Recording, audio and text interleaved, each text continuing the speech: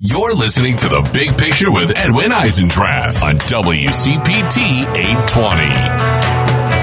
820. Okay, welcome back. You know, the news of continued book banning, continued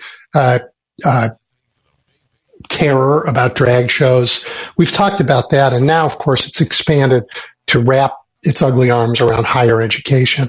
So once again, I've asked Jeremy Young, the senior manager of Penn's Free Expression and Education Program, back to help us, first to help us just know the facts about what's going on, but also then to help us understand it and help us understand just how we can think about this. So Jeremy, welcome.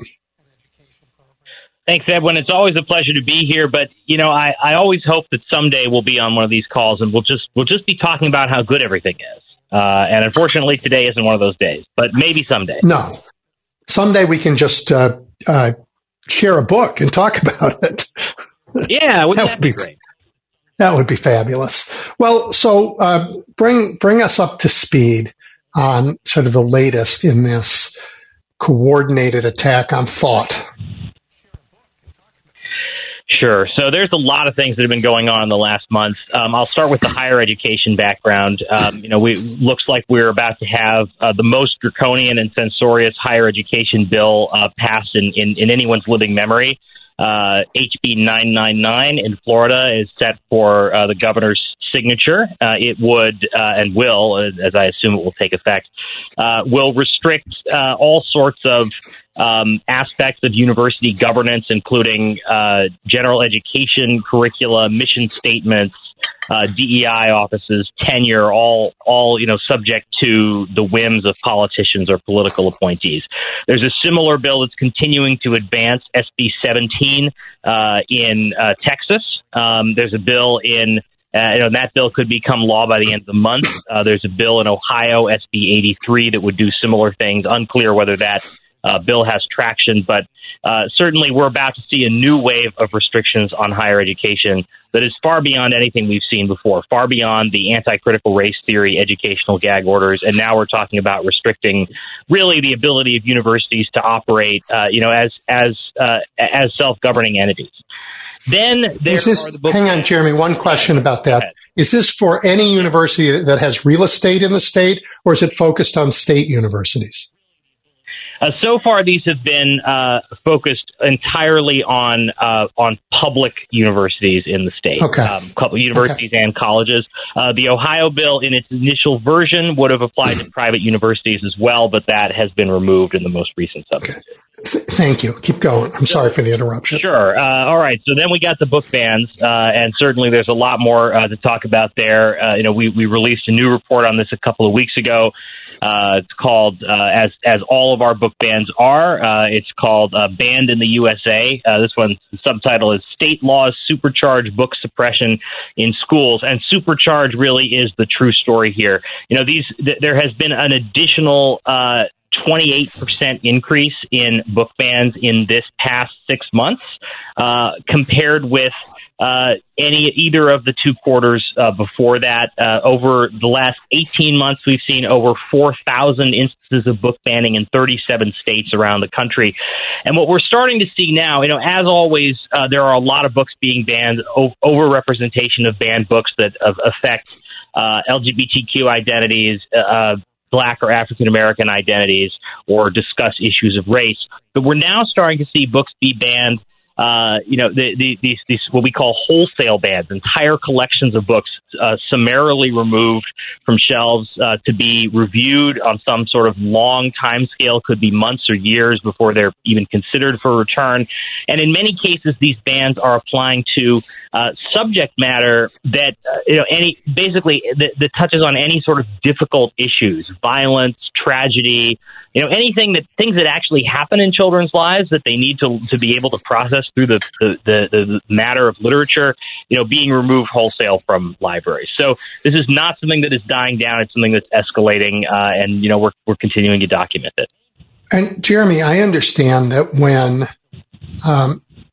when citizens push back and say, no, don't ban the books in our libraries, and when it looks like they're going to win that fight, states, these I don't know what to say, power mad legislators, mad at any rate legislators, are instead saying, okay, we can't ban the book. We're just going to defund the libraries.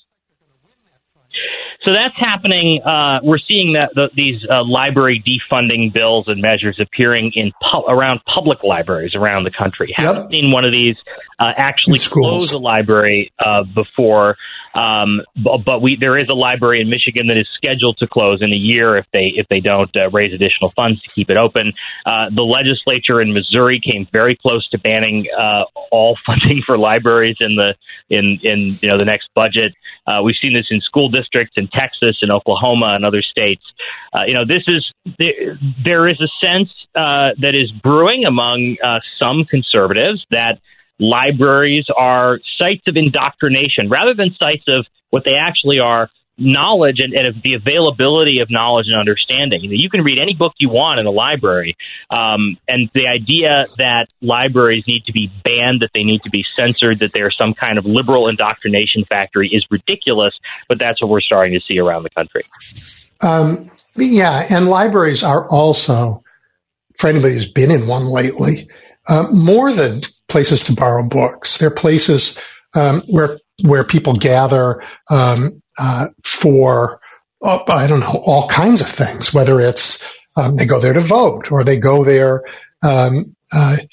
Sometimes there are food drives out of libraries. I mean, they become such powerful community centers because they are a space, sort of a public-owned safe space in communities that can be used by citizens in all kinds of ways to make their community stronger. That's exactly right. Libraries, public libraries, one of the things you often see in public libraries is job fairs for people who are having trouble getting a job. As you said, food drives, community gathering places. There are a vanishing number of places in our increasingly polarized country where you can go and talk with people who think differently from you and learn ideas that are different from yours, and really be in a space where a community can gather no matter what the views of the members of that community are, and share a sense of community. And libraries and schools and colleges are some of the few places where that remains true. And it's not a surprise, Edwin, that those are the places that are being targeted for bans, that are being accused of indoctrination. Because for the people making these accusations, the idea that people who have different views from theirs could be welcome in a space represents indoctrination. And so they want to ban anything that isn't an echo chamber for their own set of views. There's nothing in our history that helps me understand this. There is in other countries, but nothing here that is so deeply disturbing as this. You will think my way or you will be obliterated is an unusual, it's just not in our history. We don't have that on this continent. Except, maybe the way Native Americans were treated. We just don't have it. And it's a terrible shock. But you've laid out a lot of stuff. So let's dig into it a little bit. And let's go back to higher ed where you began. For me, higher ed is both complicated and a simple topic. I mean, institutions like state universities, I know this because I used to work in them. They're large organizations with diverse missions and all sorts of financial and management challenges. They're really very complicated organizations, but all of them are at their heart places of curiosity and discovery. And all of them stand on the bedrock foundation of intellectual freedom. Intellectual freedom, the ability to think differently than anybody's thought before and to pursue your curiosity where the facts and your research takes you. This is what's under assault. That bedrock is what's under assault, and the institutions will crumble without it. I mean, I've already heard faculty members talking about leaving Florida and new faculty saying, I'm not going to Florida. I mean, the impact, when do employers who value what students learn at universities? When do they stand up and say to the right wing, this is going to be terrible for the American economy, let alone the American soul? That's a really good question. A couple of things I want to respond to there, Edwin. First, in terms of the history, I mean, there have been other moments in our history when we've seen this kind of totalizing censorship. Certainly the McCarthy era and the loyalty oaths that teachers and college professors were required to sign in many states around the country. Some of the things that happened in Jim Crow America, certainly, some of the things that happened before the Civil War. There is precedent for this, but it's certainly not good precedent. These are not moments that, I say this all the time, and I wish I could make everyone who wants to ban a book understand this, or who wants to regulate a college or university understand this. There are no examples in history of people who are censors looking good in history to the people who come after them. Not one. It never happens. Once people come to their senses, they realize this is such a terrible idea. We simply shouldn't do it. We have precedent for this, but it's precedent that tells us just what a terrible idea this is. Now, okay, good correction. Yeah, go ahead. Sure. Now, in terms of colleges and universities, absolutely. I mean, this is, you're right to mention the other countries as an example. There is a direct parallel with what is going on in Florida under what's now SB 266 or HB 999, this bill that's going to, take away autonomy from universities, to something that happened in Hungary. With the Central European University in 2018. Very similar proposals down to similar wording. The idea that, if a university is going to exist in the country, its inner workings are going to be dictated by the government. And ultimately, the government of Hungary chased that university out of Hungary altogether. We've seen similar bans on universities or higher ed institutions in Poland, in Russia, in China, in Brazil. And, it's important, I think, for your listeners to understand that, higher education, in order for higher education to be a space of intellectual freedom and open inquiry, it needs to be, there needs to be a level of insulation from political control. Legislatures do have some role in the governance of the university, largely through the budgeting process. But what is happening here is a regime of micromanagement that would allow legislators to directly or indirectly control every aspect of the governance of a college or university. And what that means is that a faculty member or a student, I'm reading this bill in Ohio that actually mandates punishments for students who would who violate what they call diversity rights as determined by some administrator or legislator. What that means is that if you are a stakeholder at that school, if you're a teacher, an administrator, a student, you're going to be watching what you say every second of every day, because that the legislature, the governor, Big Brother is going to come in and punish you for saying or doing the wrong thing.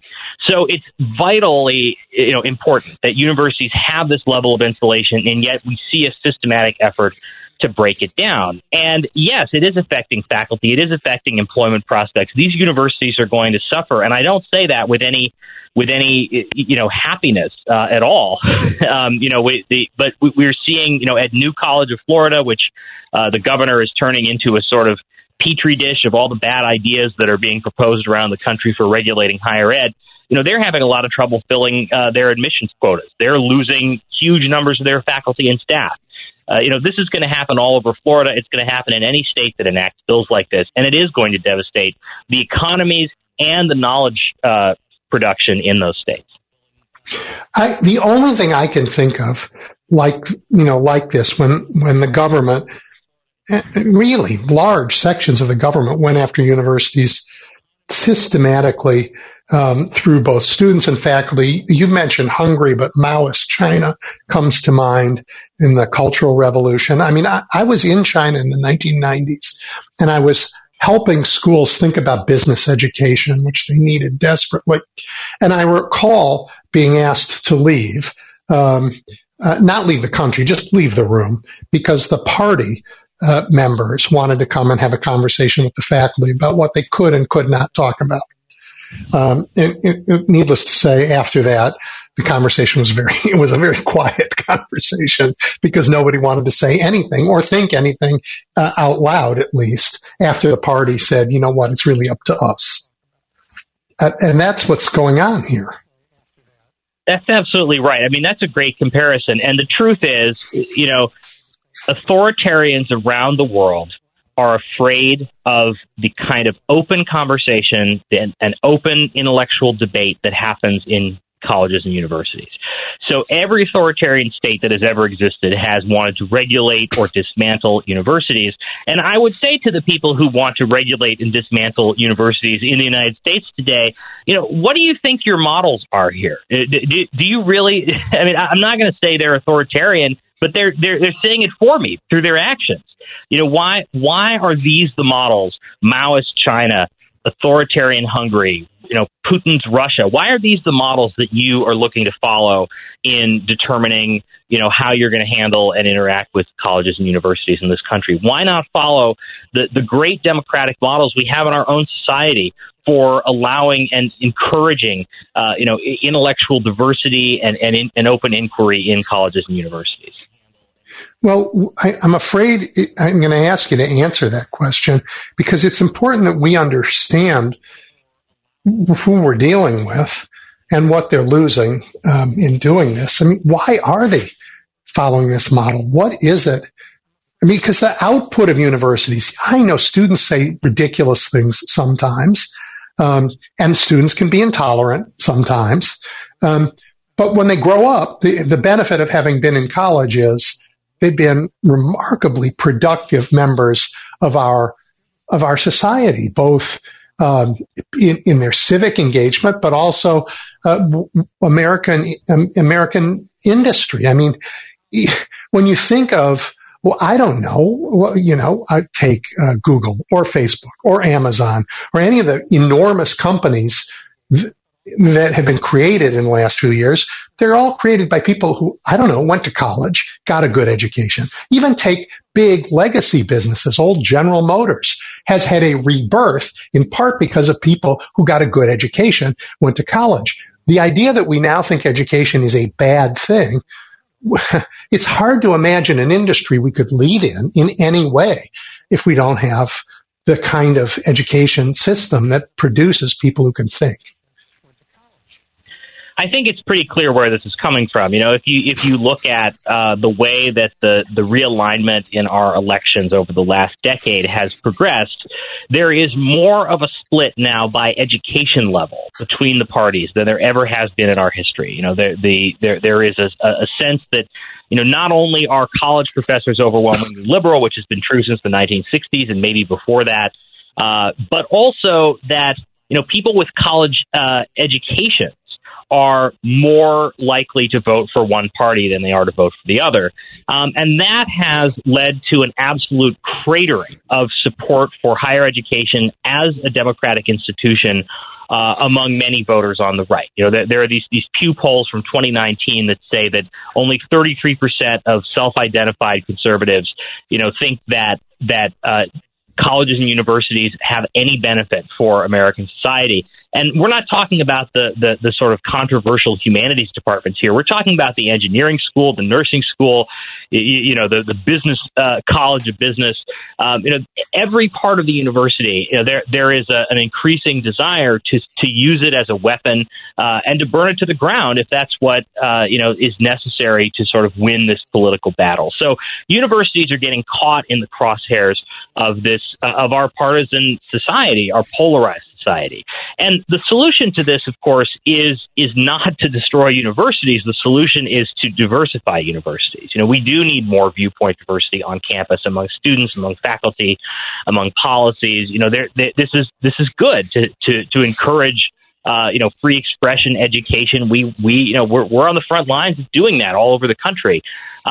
But when, you know, you see people increasingly interested in just destroying the institutions wholesale rather than trying to transform them, rather than trying to reform them from within, or handing these institutions over to politicians as their personal playthings, you know, that is not a solution. That is pure destruction of a key component of American democracy. Yeah, and I want to ask you a little bit more about the reform question. On every big campus, every supposedly liberal campus, conservative speakers come and speak, and their students sometimes are ill-behaved, and we hear about it all the time, right? And they become arguments about free speech on campus. Could you tell me, because I don't know this, are speakers like me ever invited to Liberty University, to some of the right-wing institutions of higher ed that America has? Are we ever platformed there in the same way? I think it happens from time to time. And look, I think that this concern about liberal conservative speakers being shouted down on college campuses is a legitimate concern. We've argued this. So do I. We put out statements regularly, denouncing these kinds of attacks on speakers. We had a statement just a few months ago going after university for allowing the anti-trans speaker Riley Gaines to be literally chased through the hall, physically attacked after her speech on a campus. We had a statement just last week defending the right of John Saylor of the National Association of Scholars to speak at a medical school in Wisconsin where his speech had been canceled. We make these cases, as strongly as almost anybody in the country. The problem is when you jump from, oh, look, here's a problem, to let's burn down the university. Let's give politicians total control of everything that's happening. Universities, can't be guided. They can't be supported in making these changes that need to be made. Instead, we need to burn things down. That's where the real problem kicks in, I think. Look, I am a left-leaning guy, have been my whole life. I'm not sure I'm way to the left, but left-leaning. But I've always thought that the realm of politics has got to stay somewhat contained. It can't wrap its arms around everything. You can't use politics as the only lens with which to see the world. If you do, you're guilty of what has this name for a reason, totalitarian thinking. Universities are certainly one area where, and by the way, so is a lot of American business. Just do your thing, right? And not be subject to the political aims of people who are having that conversation about which policy paths to take the government down.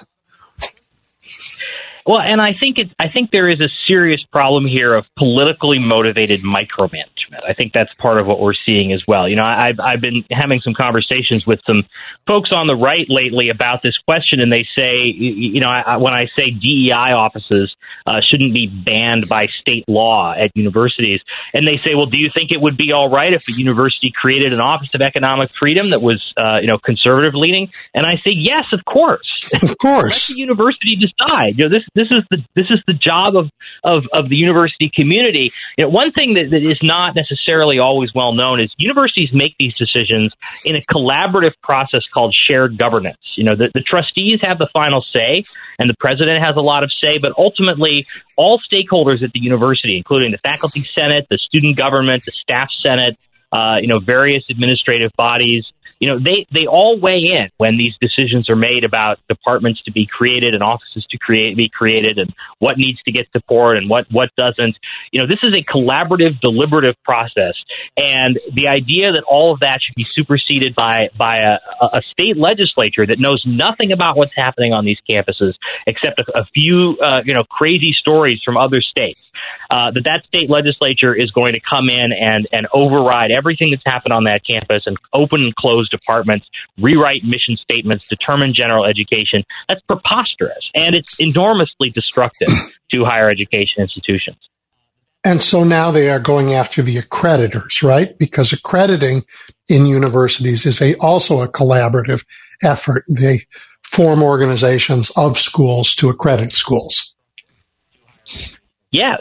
Accreditors. So here's how the accreditation system works in the United States. There are 7 so-called regional accreditors. They basically 6 accreditors that accredit, 4-year colleges and 1 that accredits 2-year colleges. They used to be based in regions of the country. A recent rule change has made it so that any school can seek accreditation from any of the 7 as appropriate. They are nonpartisan, nonprofit organizations that evaluate universities and colleges and maintain basic standards of quality. And their accreditation from one of these accrediting bodies is required for students at a school to receive federal student financial aid, which 83% of students in the country receive. So most colleges, with Hillsdale and a couple of other private exceptions, can't function without accreditation. They cease to exist. It's a very fair, deliberative process, and it's an important process because without accreditation, there's no difference between a reputable college that is providing a quality education and a diploma mill like some of the for-profit colleges that have set up their own fake accreditors that just rubber stamp everything they do. So predictably, we're seeing opportunities, moments where the legislators, largely on the right, are trying to shut down accreditation. They're trying to make those fake accreditors as valuable as real accreditors. All of these sort of restrictions on accreditation. And, I had a very interesting conversation a few weeks ago with someone who used to run a for-profit college. And he told me that he was fully supportive of the work we were doing on this because he said, for-profit colleges don't want this. They don't want public education to be undermined for their benefit. They just want to be treated the same as everyone else. And, the last thing they look at restrictions being aimed at public colleges like HB 999 in Florida. They think it's only a matter of time before it comes for them too. So yeah, these accreditors, this is a real significant development. Do you want to take any time and tell everybody about the effort that Penn has been part of to push back and to help make people aware of what's going on? Absolutely. So Pan America launched last month. We're coming up on the 1-month anniversary of this tomorrow. An initiative that we have called the Champions of Higher Education. And this is an initiative of over 200 college and university presidents and system heads, retired college and university presidents and system heads from all over the country. These folks represent institutions in 47 states plus D.C. We're hoping to track down the last 3 states pretty quickly here. And these numbers continue to grow every week. And what these retired former college leaders are going to do, they've all signed a statement of purpose indicating their support for the independence of higher education, for the end of attempting legislative attempts to regulate what is happening in college classrooms and curricula and governance. They also have committed to take this show on the road, quite literally. They will be speaking and writing in their home communities where they have the most influence. They'll be helping us build a national network of supporters to further this effort. It is really what we have done here is we've brought together a whole new collection of people who are very well respected around the country, who know more about colleges and universities than almost anyone alive, and whose role it is through this Champions of Higher Education initiative to be on the front lines and promote an affirmative vision of higher education as a central pillar of American democracy. And that's what they're going to be doing. We've recently added some staff to help, support their efforts going forward. And we're just going to, over the next few months, you'll hear a lot more about this initiative going forward. Yep. And as much as American democracy is sort of the core of what I fight for, these universities are central to American competitiveness, to American innovation, to public health because of the amazing work they do in biosciences. So much of our national well-being is tied up in the work of higher ed, far more than most people realize. That's absolutely right. I mean, I tell people, I used to teach at a college in rural Utah, which, in a very red community. And actually, I've only ever taught at colleges in red communities. It's been kind of a hallmark of my teaching career. And the community leaders there were very supportive of this college because they said this is a college that brings, innovation, it brings jobs, it brings, technical advancements, it brings business opportunities. They really valued the nursing school, which provided, medical personnel for the community.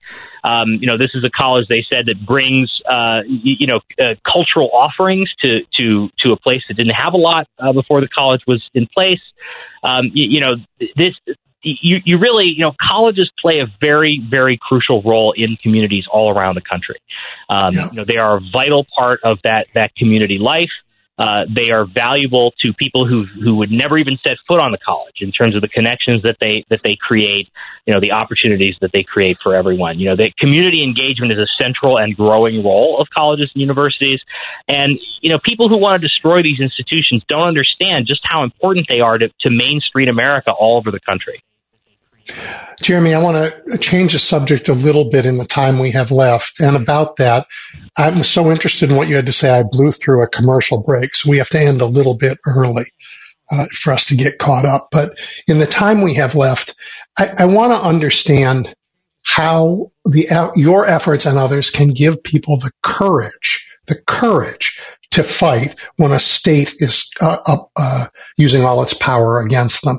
And here I'm thinking of the news that I've heard that perhaps the College Board and perhaps major textbook publishers have made more significant concessions to demands from conservative states to rewrite their texts than we knew. And I think that, first, am I right in that? I think I read that last week, that we're learning more about the concessions made. And if I am right, how do we give people the courage to stand up to a very powerful state force?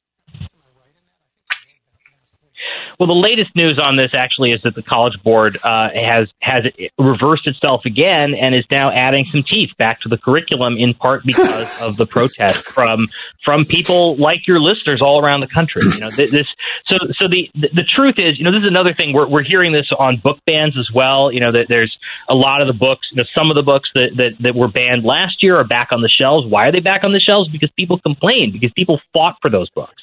Of course, bans have continued. It's not stopping, new attacks coming against, these educational institutions. But the truth is that these attacks on education are deeply unpopular. They're even unpopular in places where they are being approved easily by legislatures.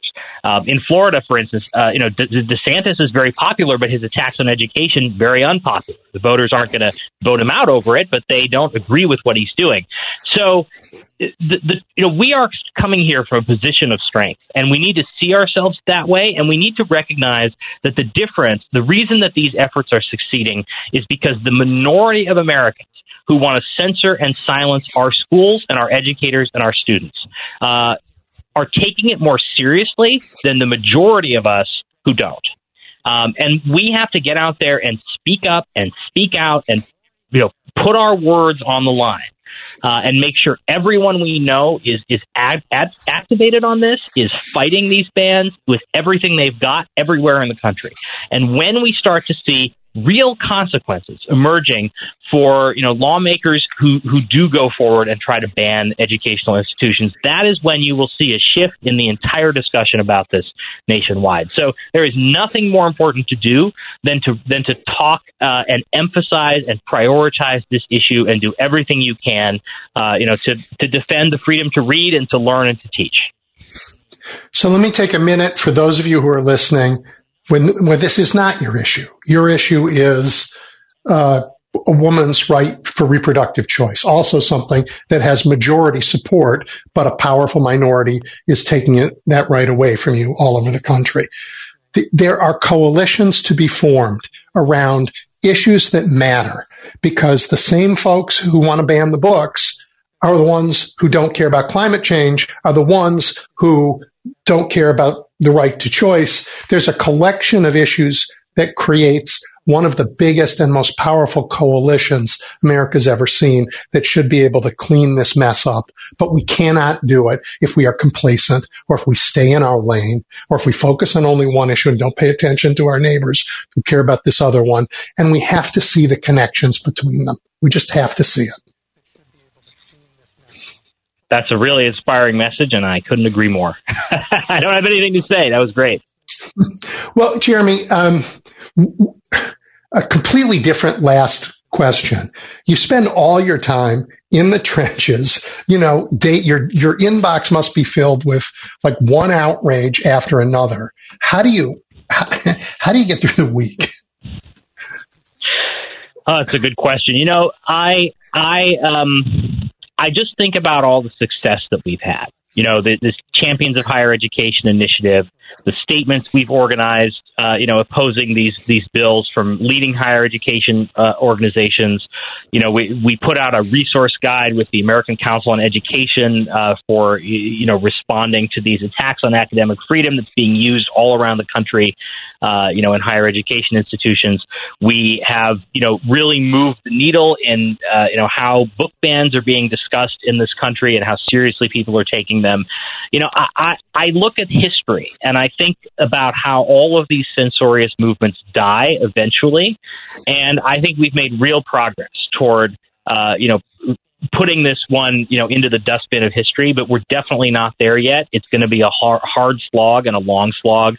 And we'll be right there with you the rest of the way. Well, really good to know, because, we can sometimes confuse feeling good, because we found a lot of people who share our point of view, from winning. And feeling good is not the same thing as winning. But understanding that we aren't in this alone, that there are so many people who are with us, is part of winning.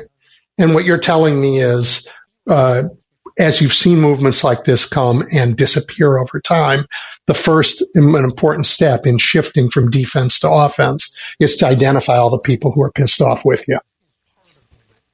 That's right. And I think we've made a lot of progress here. We have dozens of organizations in the higher ed space that are fighting for this. We used to, 2 years ago, it was 2 or 3. In the book banning space, there's a national coalition coming to fight all this. The organizing effort here is really growing. So I would just leave your listeners with this. If we, talk to your neighbors, talk to your friends and family. There is a lot of support out there for your position, even in the reddest of places in America. And, just go out and find allies that you can use to amplify your own voice. Yeah, and start a book club. Invite people over and read a book. Read one of the banned ones. Some of them are good ones. Jeremy, as always, it's great to talk. I disagree with you. And that's right. Have them read the banned books too and see if you can change a mind. Yep. All right, it's great to talk with you. I'm going to end a little early because I say we ran through a commercial break, which my bad. But it was just so interesting. So thank you very much. I really appreciate your time. Thank you.